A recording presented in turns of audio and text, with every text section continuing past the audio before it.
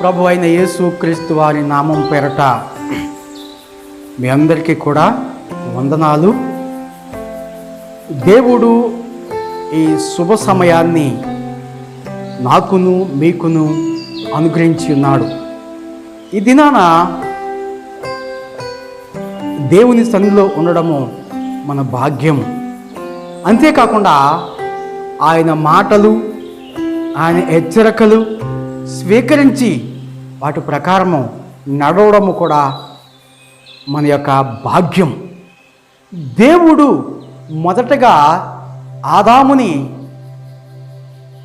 మరి ఆయన మాట నుండి తప్పిపోయినప్పుడు, నీ పని నువ్వు చేసుకుని, నీ పంట నువ్వు పండించుకుని, నీ యొక్క జీవనోపాధి నీవే సమకూర్చుకోవాలి అని ఆదాముకి అప్పచెప్పాడు. అయితే అలాగని దేవుడు ఊరకనే వండుకోకుండా అలాగూ చేసుకుంటున్నటువంటి ఆ ఆదాము సంతానమంతా కూడా పాపములో, శాపములో దేవునికి వ్యతిరేకంగా తయారైనప్పుడు దేవుడు పైనుండి చూచి ఆ పాపముల నుండి తప్పించుకుంటకు, ఆ యొక్క నరకం నుండి తప్పించుకుంటకు ప్రభు యొద్దకు రమ్మని ఆయన పని కోసము పవిత్రుడైనటువంటి, నీతిమంతుడైనటువంటి వ్యక్తిని దేవుడు ఏర్పాటు చేసుకున్నాడు. ఆ వ్యక్తి పేరు నోవహు. నోవహుని ఏర్పాటు చేసుకుని మన పని కోసము నియమించుకున్నప్పుడు నోవహు దేవుని మాట ప్రకారంగా ఎక్కడా కూడా అదరకుండా బెదరకుండా దేవుని యొక్క ప్రతి మాటని ప్రజల యొద్దకి చేరవేసి ఆ పలుకులన్నీ ప్రజల మధ్యలో పలికినప్పుడు ప్రజలు ఆ పవిత్రమైన మాటల్ని అంగీకరించక పాపములోనే వారు ఉండిపోయారు. కాబట్టి నోవహు మాట ఎవరైతే వినలేదో వాళ్ళందరినీ కూడా జలప్రళయంలో నాశనము చేసేసి,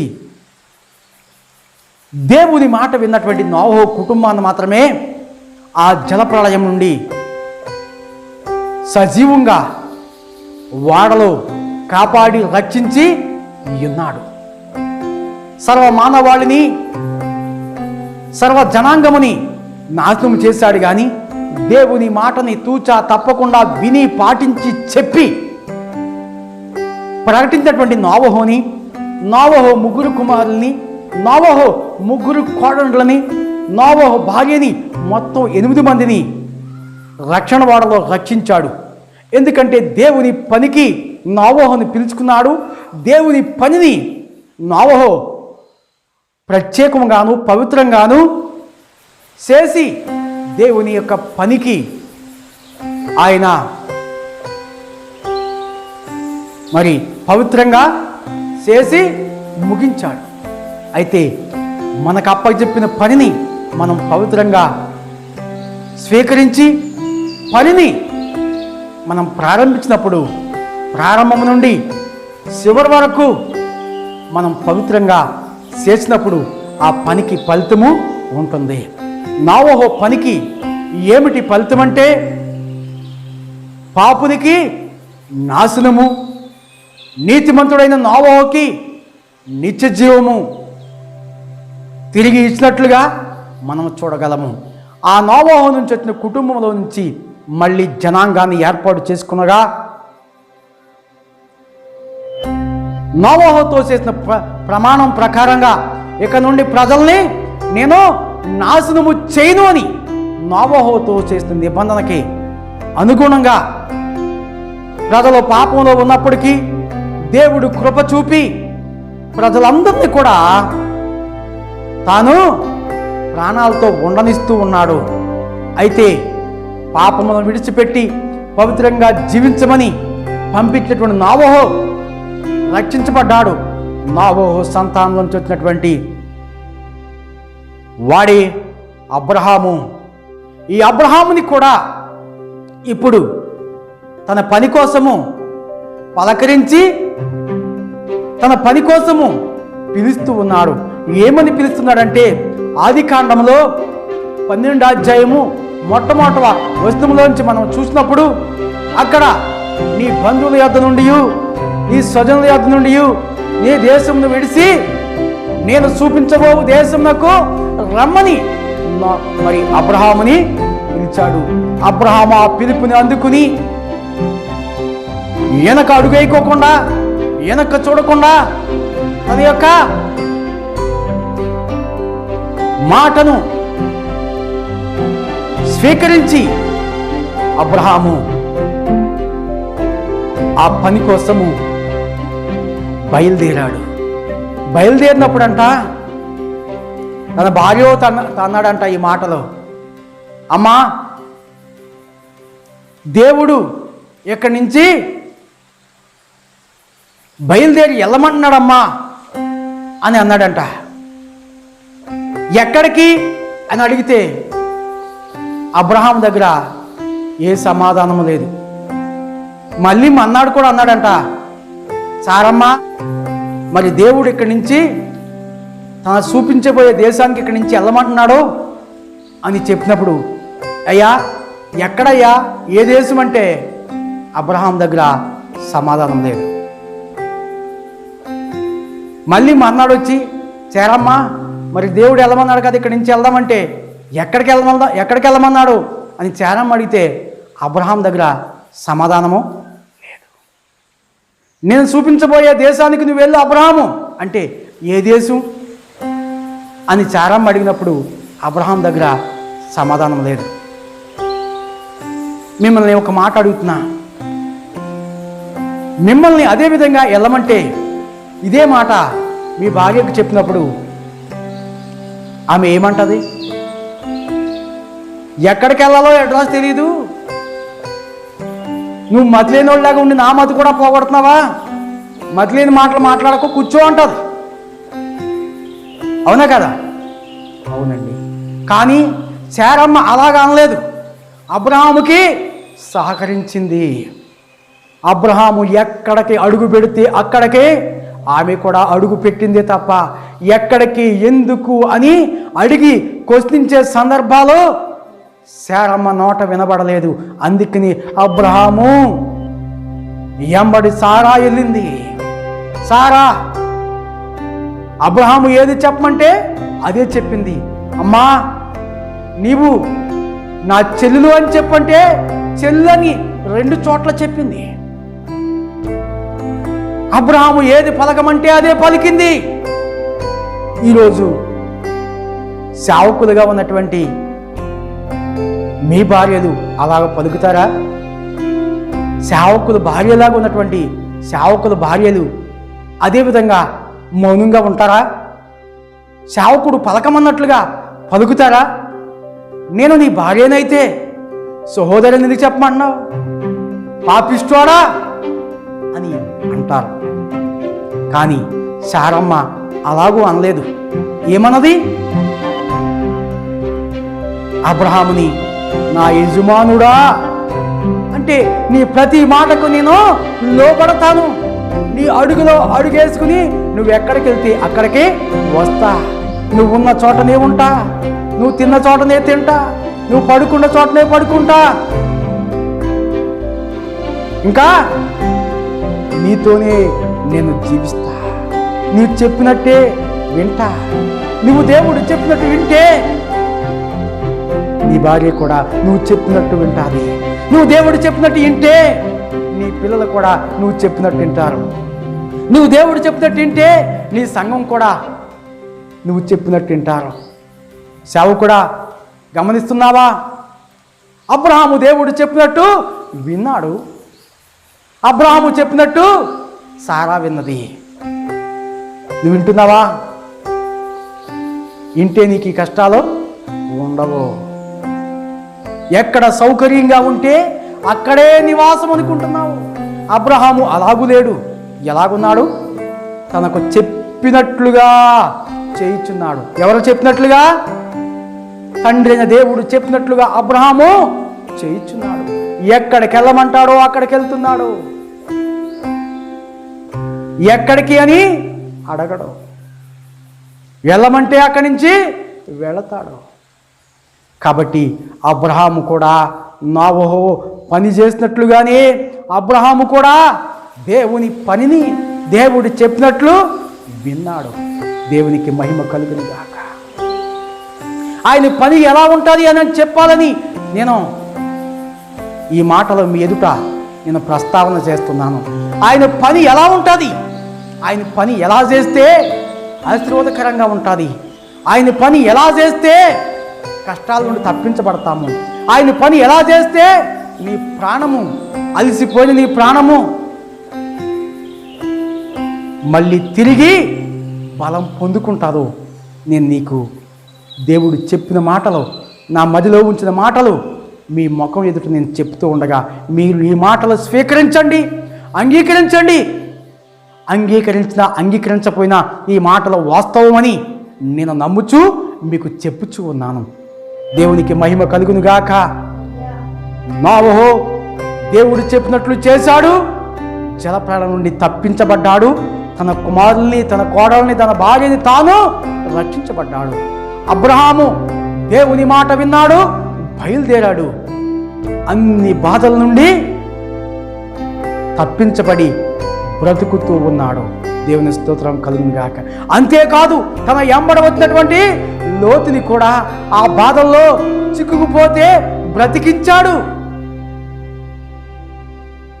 నీవు కూడా దేవుని బాటలో నడిస్తే, నీ బంధువులు బాట తప్పిపోతే వాళ్ళని విడిపించి ఆ బంధువులను కూడా యేసు యొక్క బాట ఆయన మార్గంలోకి రప్పించి నిలబెట్టి ఆయన మార్గంలో నడిపిస్తాడు. దేవునికి మహిమ కలుగునుగాక. అబ్రహాము బంధువుడైనటువంటి లోతు యొక్క ఆస్తి ఎవరు తీసుకుపోయారంట? శత్రు దేశాలు వాళ్ళు వచ్చి తీసుకుపోయినప్పుడు అబ్రహాము వెళ్ళి ఆ ఆస్తిని తిరిగి తీసుకొచ్చి లోతుకి అప్పగించాడు.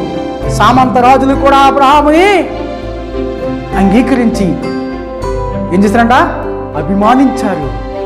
అంతేకాదు తండ్రి అయిన దేవుడు కూడా సాలేము రాజును పంపించి, మెల్కీసెదెకుని పంపించి రొట్టెను ద్రాక్షారసమును ఎదురు తీసుకొచ్చి అబ్రహాముకిచ్చి, అబ్రహాము తెచ్చినటువంటి ఆ ఫలములో 10వ వంతుని ఆ సాలేము రాజు, ఆ మెల్కీసెదెకు స్వీకరించి అబ్రహాముని ఆశీర్వాదించినట్లుగా ఆది కాండములో మనము చూడగలము. దేవుడు చెప్పిన పనికి అబ్రహాము కట్టుబడ్డాడు. దేవుని మాటకి సమ్మతించాడు. దేవుని అడుగుజాడలో నడుచుటకు అబ్రహాము అంగీకరించాడు. నీవు అంగీకరిస్తున్నావా? అడ్డం తిరుగుతున్నావా? అడ్డం తిరిగితే నీ బ్రతుకు అడ్డదిడ్డంగానే ఉంటుంది. అంగీకరిస్తే నీ బ్రతుకు ఆశీర్వాదకంగా కొనసాగుతూ ఉంటుంది. దేవునికి మహిమ కలుగునుగాక. అంతేకాదు అబ్రహాము పిలుపుని ఆధారము చేసుకున్నటువంటి అపోస్తులైనటువంటి వారు కూడా రెండో ఆదాముగా వచ్చినటువంటి యేసు క్రీస్తు వారి యొక్క పిలుపుని అందుకుని ఆయన మాటకి ఒక్కసారి సమ్మతించి వలలు విడిచిపెట్టి వారు యేసుని ఎంబడించినట్లుగా మనం చూడగలము. మొదటగా ఎవరిని పిలిచాడు? సీమోన్ అనే పేతురుని యేసు క్రీస్తు వారు తన పని కోసము దేవుని రాజ్యము ప్రకటిస్తూ మొట్టమొదటగా సీమోను పేతురుని ఆ గలిలయ సముద్రము వెంబడి నడుచుకుంటూ వెళ్తున్నప్పుడు సీమోను పేతురు తన సహోదరుడైనటువంటి ఆంద్రియ కనిపించినప్పుడు, మీరు ఏమి చేస్తున్నారు? చేపలను పట్టుకుంటున్నాం, మా బ్రతుకుని మేము చేపల ద్వారా మా ఉపాధిని కొనసాగిస్తున్నాం అన్నప్పుడు యేసుక్రీస్తు ప్రభువారు అంటాడు, మీరు చేపలు పట్టుకుంటున్నారు, మిమ్మల్ని మనుషులను పట్టుకునేటువంటి జాలర్లుగా చేస్తాము రండి అని చెప్పినప్పుడు ఒకే మాటకి పేతురు లోబడినట్లుగా మనము చూడగలము. అబ్రహాము పిలుపుని పోలిన పిలిపే అపోస్తుల యొక్క పిలుపు కూడా. అయితే ఆయన అపోస్తున్నటువంటి పిలిచినటువంటి పిలుపు మొట్టమొదటగా యేసుక్రీస్తు వారి మత్తయి సువార్త 4వ అధ్యాయంలో యేసుక్రీస్తు వారి యొక్క స్వాదన ముగిసిన తర్వాత తాను మరి 18వ వచనంలో ఇంకో పరలోక రాజ్యము సమీపించుతున్నదని ఆయన ప్రకటన ప్రారంభించాడు. ఆ మాటను చదువుదాము.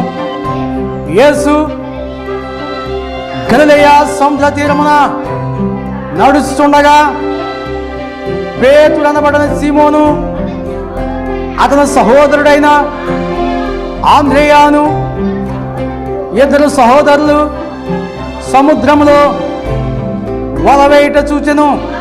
వారు జాలరులు. ఆయన, నా యంబడి రండి, నేను మిమ్మును మనసును పట్టు జాలరులుగా చేతునని వారితో చెప్పెను. వెంటనే వారు తమ వలలు విడిచిపెట్టి ఆయనను వెంబడించిరి. దేవుని స్తోత్రం కలుగును గాక. అలాగా యేసుక్రీస్తు వారిని సీమేను మరి ఆ యొక్క ఆంద్రియ యేసుక్రీస్తుని వెంబడిస్తూ ఉండగా మరి కొంత దూరం వెళ్ళిన తర్వాత అక్కడ మరొక ఇద్దరు కనపడ్డారు. ఆ మాటను కూడా మనం చదువుదాం. ఆయన అక్కడ నుండి వెళ్ళి జబదయి కుమారులైన యాకోబు అతని సహోదరుడైన యోహాను మరియు ఇద్దరు సహోదరులు తమ తండ్రి అయిన జబదయి యొద్ద దోణిలో వలలు బాగు చేసుకునిచుండగా చూచి వారిని పిలిచెను.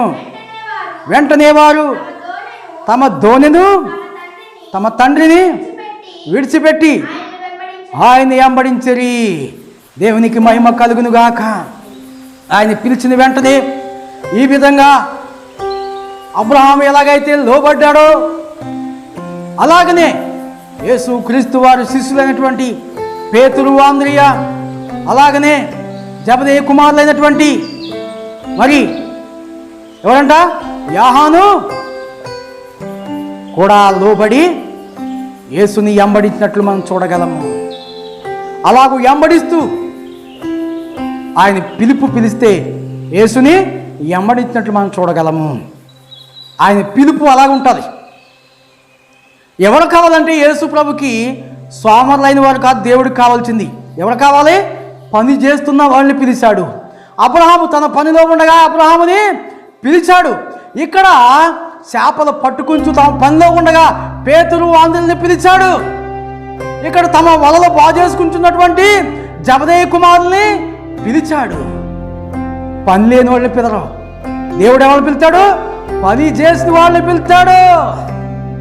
పని మీద వాళ్ళు ఏం చేయాలంట? పనిని పట్టుదలతో చేసి వాళ్ళని పిలుస్తాడు. మత్తయి సువార్త 9వ అధ్యాయము 9వ వచనాన్ని మనం చూసినప్పుడు అక్కడ ఈ విధంగా దేవుని మాట రాయబడి ఉంటుంది. చదువుదాం ఆ మాటని. యేసు అప్పటి నుండి వెళ్ళుచు సుంకపు మెట్టినొద్ద కూర్చుండి ఉన్న మత్తయి అని ఒక మనుషుని చూసి నన్ను వెంబడించుమని అతనితో చెప్పగా అతడు లేచి అతని వెంబడించెను. దేవునికి మహిమ కలుగునుగాక. మత్తయి ఎవరు అంటే సుంకపు గుత్తదారుడు. అతడు ఎవరు అంటే లేవి వంశానికి చెందినవాడు. లేవీలు అనగా ఆది కాండంలో యాజకుని యొక్క వంశానికి చెందినవాడు. ఈ మత్తయి కూడా లేవి వంశానికి చెందినవాడు. ఎక్కడ కూర్చున్నాడంట? సుంకపు మెట్టినొద్ద కూర్చున్న మత్తయిని పిలిస్తే ఒకే మాటకి లోబడి మత్తయ్య యేసయ్యని వెంబడించాడు. దేవునికి మహిమ కలుగునుగాక. వెంబడించాడే గాని వెనక్కి తిరిగి చూడలేదు. మార్కు సువార్త 2వ అధ్యాయము 14వ వచనంలో ఆ పలుకులు రాయబడి ఉన్నాయి. ఆయన మార్గమున వెళ్ళుచు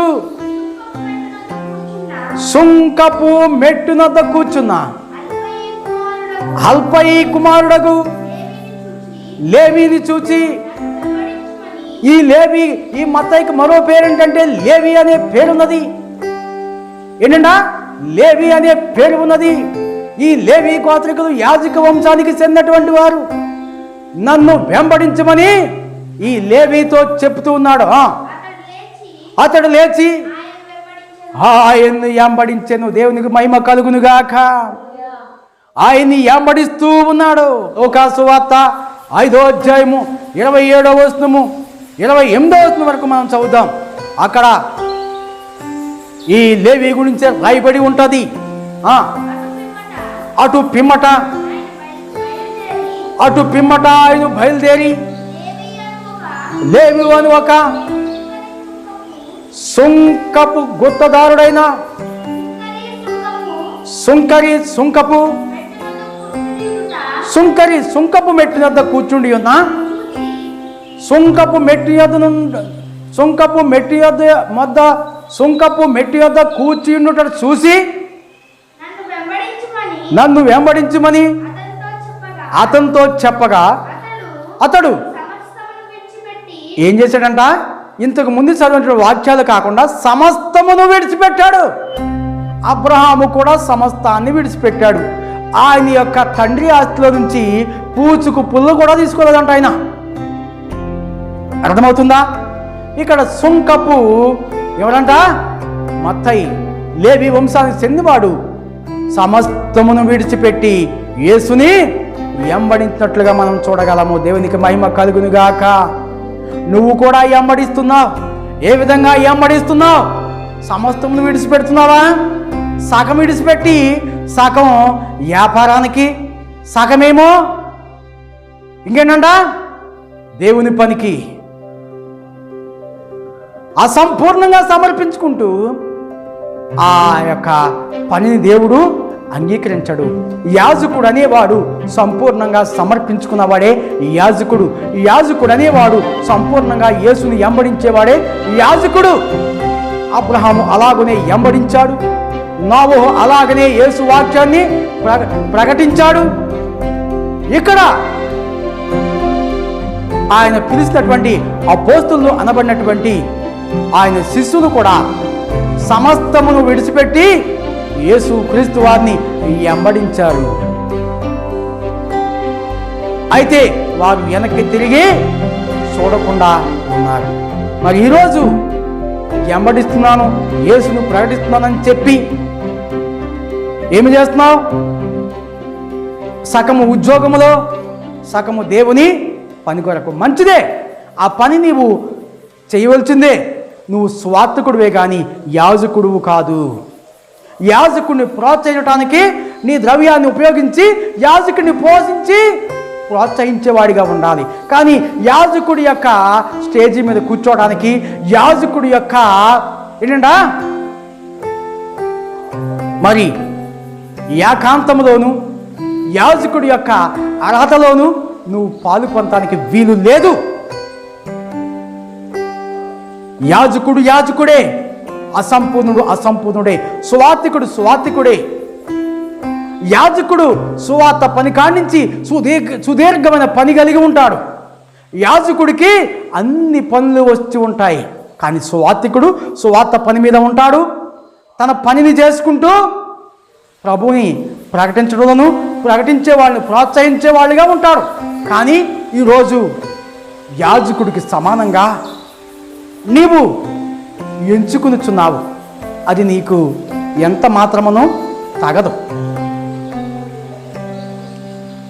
అయితే ఈరోజు ఎంతోమంది నేను సేవకుణ్ణి ఉద్యోగం ఇచ్చాడు దేవుడు, ఉద్యోగాన్ని చేసుకో, నువ్వు ఏ చర్చికి వెళ్తున్నావో ఆ చర్చి సేవని ప్రోత్సహించు.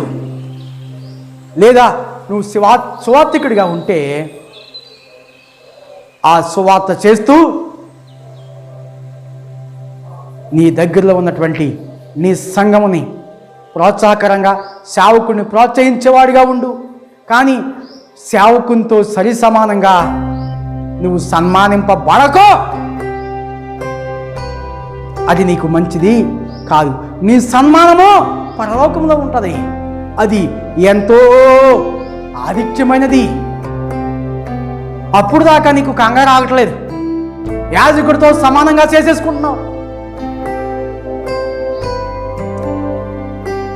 మీకు అర్థమవుతుందా? నీవు అడ్డదిడ్డమైన పనులు చేస్తూ ఆహారాన్ని సంపాదించుకుంటూ ఆదివారం మాత్రమే ఆరాధనకు వచ్చి ఆరాధనలో అందరికీ బోధించుతున్నావు. ఇది ఎంతవరకు సమంజసము? నువ్వు ఆలోచించి ఈ రోజు నుంచి నువ్వు ఏది చేయాలో అదే చెయ్యి. నువ్వు 6 రోజులు పని చేస్తావు, 7వ రోజు వచ్చి యేసుని మాటలు చెప్పుతావు. నువ్వు 6 రోజులు పని చేసినప్పుడే నీకు అందుబాటులో ఉన్న వారికి యేసు మాటలు చెప్పు, సువార్త ప్రకటించు. అంతేగాని యాజకునితో సమానంగా ఎంచుకుంటే అది మంచి కాదు. ప్రియులారా, నా మాటలు మీకు నొప్పించవచ్చు, నా మాటలు మీకు హృదయానికి బాధ కలిగించవచ్చు. నువ్వేంటి మమ్మల్ని ఏం చేసి మాట్లాడుతున్నావు? నువ్వు 6 రోజులు ఆ వ్యాపారం చేస్తావు, ఈ వ్యాపారం చేస్తావు, ఈ పనికి వెళ్తావు, ఆ పనికి వెళ్తావు, ఆ డ్యూటీ చేస్తావు, ఈ డ్యూటీ చేస్తావు. ఆదివారం అందరిలోకి వచ్చి అందరిలో నువ్వే సన్మానించబడతావు, యేసుని సన్మానించవు. అది నీకు తగునా? కానీ యాజకుడు 6 రోజులు అందరి కోసము ప్రార్థించి అన్ని చోట్లకి వెళ్ళి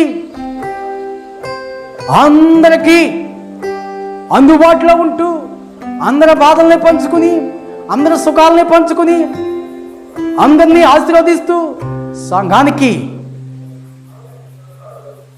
చక్కగా సంసిద్ధంగా ఉంటూ సకల జనులకి సంతోషపెడుతూ దేవుని పనిలో 6 రోజులు పనిచేస్తూ 7వ రోజు వచ్చి యేసుని వాక్యము అందరికీ అందించేది ఆశీర్వాదము. ఈరోజు ఈదికో సంఘము, గల్లీకో సంఘము, ఇంటికో సంఘం అయిపోయింది. ఎవరు యాజకుడు, ఎవరు సువార్తికుడు, ఎవరు విశ్వాసో, ఏ వ్యక్తి యాజకుడు గుర్తించడానికి వీలు లేకుండా ఉండిపోయింది. దేవుడు దీవిస్తాడు, నువ్వు దేవుని పని ప్రోత్సహిస్తుంటే నిన్ను దీవిస్తాడు. ఆ దీవెనలతో నువ్వు యాజకుడు స్థానంలోకి వచ్చి మధ్యలోనే నీ డబ్బుతో బిషప్ సర్టిఫికెట్లు, రెవరెండ్ సర్టిఫికెట్లు సంపాదించుకుని యాజకుని వస్త్రాలు వేసుకుని, బిషప్పులు వస్త్రాలు వేసుకుని, రెవరెండ్ పేర్లు చెక్కుని చెత్తగా యేసు వాక్యం బోధిస్తున్నారు. శ్రేష్టంగా బోధించే వాళ్ళు ఎక్కడ ఉన్నారు? యేసుని వాక్యము శ్రేష్టంగా బోధించాలంటే యేసును పిలుపొందుకుని శ్రేష్టంగా ఆరాధించాలి, శ్రేష్టంగా ఎంబడించాలి.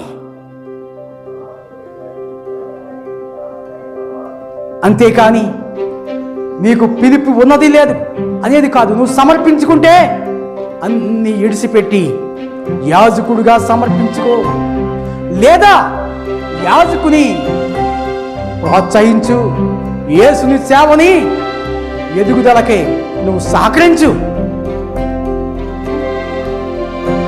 ఎక్కడ నీ పరిచర్య, ఎక్కడ నీ పని యేసుని వెంబడించడంలో ఏకాంతముగా అన్ని ఇడిసిపెట్టి యేసుని అంగీకరిస్తున్నావా? ఈరోజు పరిస్థితులు ఎలా ఉన్నాయంటే ఎవరు సంపూర్ణ సేవకుడు, ఎవరు అసంపూర్ణ సేవకుడు.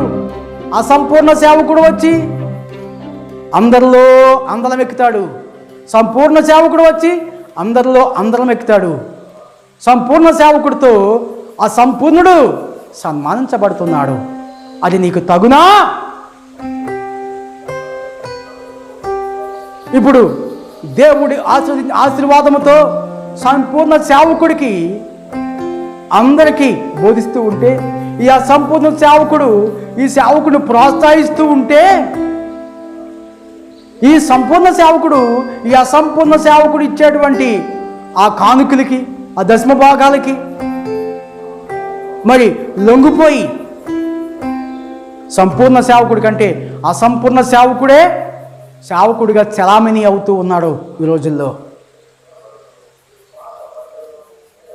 ఎంతవరకు నీకు, ఎక్కడి వరకు నీకు? ఏది వాక్యము, ఏది వాక్యము కాదు, ఏది సేవ, ఏది సేవ కాదు, ఏది సువార్త, ఏది సువార్త కాదు, ఏది దేవుని పని, ఏది దేవుని పని కాదు. నీవు ఎరిగి ఉండాలి. ముఖ్యంగా యేసుని గురించి సంపూర్ణంగా ఎరిగి ఉండాలి. యేసుని గురించి నీకే సరిగా తెలియదు. ఎందరికీ చెప్తే ఎవరు మారతారు బాబు? యేసుని వాక్యం చెప్తే హూ ఆర్ యు అని నువ్వు క్వశ్చన్ చేస్తావు. ఏం చేస్తున్నావు? మరొక సమయంలో మళ్ళీ కలుసుకుని ఈ యొక్క సందేహమును సక్రమంగా ముందుకు కొనసాగిస్తాం. దేవుడి మాటలను దీవించి ఆశీర్వదించును గాక.